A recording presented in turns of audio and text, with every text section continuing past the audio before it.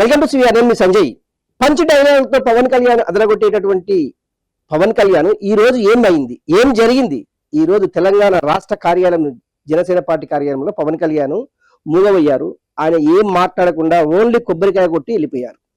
అసలు పవన్ కళ్యాణ్ గారు ఈ రోజు ఎందుకు మాట్లాడలేదు అనే పెద్ద చర్చ అయితే జరుగుతుంది. పవన్ కళ్యాణ్ గారు ఈ రోజు తెలంగాణ పార్టీ కార్యాలయంలో ఏం మాట్లాడతారని ఎదురు చూసినటువంటి తెలంగాణ ప్రజానికం కావచ్చు, అదేవిధంగా జనసేన కార్యకర్తలు కావచ్చు. ఏమైంది పవన్ కళ్యాణ్ అనేదే పెద్ద చర్చ. ఇప్పుడు రాష్ట్ర రాజకీయాల్లో ఇది ఒక పెద్ద హాట్ టాపిక్ గా మారిందని చెప్పాలి. రాజకీయాల్లో కొత్త సమీకరణాలు ముంచుకొస్తున్నాయంటే అది నిజమే అనిపిస్తుంది ఈ రోజు పవన్ కళ్యాణ్ గారు చేసినటువంటి పార్టీ కార్యాలయం.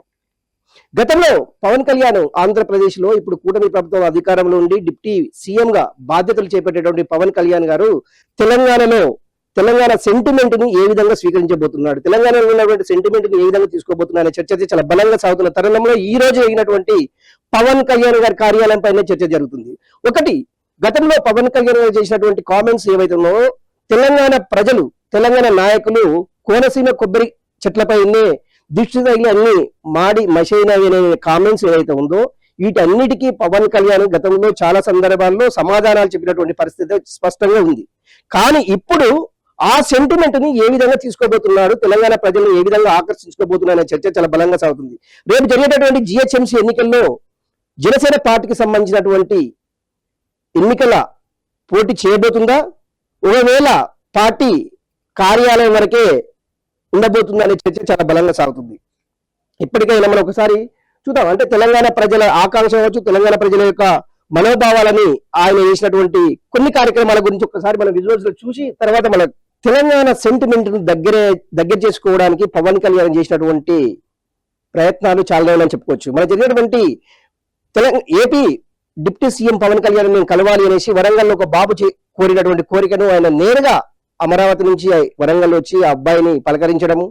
గతంలో ఎందుకంటే ముందు కూడా కొండగట్ట ఆంజనేయ స్వామిని దర్శించుకొని అక్కడ ఇచ్చినటువంటి విరాళాలు కావచ్చు, స్వామి గారికి మొక్కినటువంటి మొక్కులు కావచ్చు, ఇట్లా తెలంగాణ ప్రజల యొక్క సెంటిమెంట్ ని దగ్గర కావడానికే పవన్ కళ్యాణ్ గారు గత కొన్ని సంవత్సరాలుగా ఈ ప్రయత్నాలు అయితే కొనసాగిస్తున్నారు. నిజంగా తెలంగాణ ప్రజలు ఈ సెంటిమెంట్ ని స్వీకరిస్తారా లేకపోతే తిరస్కరిస్తారా అనేది మనము కొన్ని రోజులే చూడాల్సినటువంటి పరిస్థితి. ఇప్పటికీ రాజకీయ పార్టీలు, అధికారంలో ఉన్నటువంటి కాంగ్రెస్ పార్టీ కావచ్చు, మిగతా ప్రతిపక్ష పార్టీలు కావచ్చు, పవన్ కళ్యాణ్ యొక్క సెంటిమెంట్ కావచ్చు, పవన్ కళ్యాణ్ ఇక్కడ ప్రచారం చేసినటువంటి ప్రెస్ మీట్లు కావచ్చు, బహిరంగ సభలను కూడా అనుమతి ఇవ్వనటువంటి పరిస్థితులు కూడా చాలా స్పష్టంగా కనిపించినటువంటి పరిస్థితి. దీనిపైన ఒకరిపైన ఒకరు దుమ్ము పోసుకునే పరిస్థితికి నెలకొన్నాయని చెప్పుకోవచ్చు. కానీ ఇలాంటి పరిస్థితిని పవన్ కళ్యాణ్ ఏ విధంగా స్వీకరిస్తారు దీనిపైన ఇప్పటి వరకు కామెంట్ లేదు.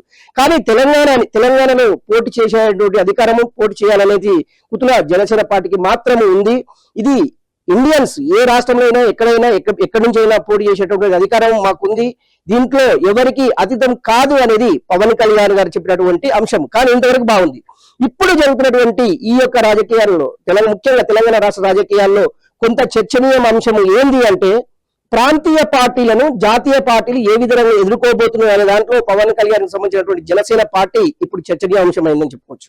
ఇది తెలంగాణ రాష్ట్ర రాజకీయాల్లో ఒక కొత్త రకమైనటువంటి మలుపు తిరగబోతుందనే చర్చ చాలా బలంగా సాగుతుంది. జనసేన పార్టీ ఆఫీసు ఓపెనింగ్ కేవలము ఒక భవన నిర్మాణం కోసమా లేకుంటే పార్టీని తెలంగాణలో బలోపేతం చేయడానిక ఈ చర్చ చాలా బలంగా సాగుతున్నటువంటి తరుణంలో తెలంగాణ రాజకీయాల్లో సరికొత్త పోరుకు నాంది పలుకుతున్నటువంటి జనసేన పార్టీ కావచ్చు, జనసేన పార్టీ కార్యాలయం కావచ్చు, వీటన్నిటికంటే ముందు ప్రత్యర్థుల యొక్క పదే తెరపైకి వస్తూ పవన్ ను ఇరుకున పెట్టాలని చూస్తుంటే పవన్ కళ్యాణ్ మాత్రం వాటిని ధీటుగా ఎదుర్కొంటూ తెలంగాణ సెంటిమెంట్ ను ఓన్ చేసుకునే ప్రయత్నంలో ఉన్నారు. మరి ఈ వరాహి యాత్ర ఎంతవరకు సాగనుంది,